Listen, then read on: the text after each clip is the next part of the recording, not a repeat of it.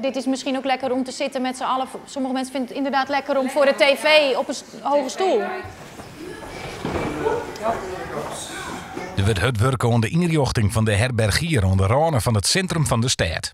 Hans en Tom Visser zijn het echtpaar die het Zwargehoes runnen zullen. Na een week komen de eerste bewoners in de oudskwallen, dat de oude elementen nog volop aanwezig binnen. Zelfs wij eens aansnek in de herberg. 24 uur dijs, zondagen in de week.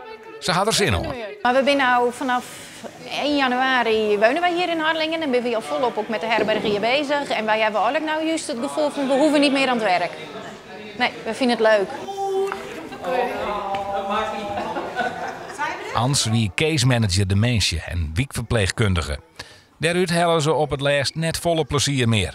Te volle druk en te min tijd. Om een voldoening uit te halen heb je meer nodig dan mensen alleen in de kleren helpen. En het is meer dan dat. Je wil ook even een praatje maken, een band opbouwen met mensen. En dat lukt vaak in de reguliere zorg niet. En deze dan. En dan die meer die kant op. In een herbergier kijken wij, is zorg niet het doel. Zorg is een middel. De zorg is nodig en het moet goed wezen. Maar dat is een middel om een fijne dag te kunnen hebben. En dat is ons grootste doel. Mensen elke dag een fijne dag geven. Morgen is de Iependij van de herbergier. En na een week komen de eerste bewoners. De helte wordt van dan af bewennen.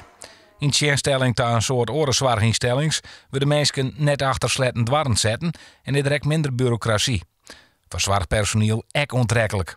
Er wie een soort vlecht op een kooi. 400 sollicitanten en we hebben 400 brieven gehad. Die heb ik alle gelezen en heel erg op motivatie keken. Hè, om warme zorg en werken vanuit het hart. Dat is voor ons heel belangrijk. De kamers binnen voor een groot part nog keel. Mensen die ter te wijn komen, mij alles zelfs bepalen qua inrichting en kleuren.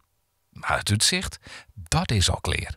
Daar hoeft niet meer om verloren te worden.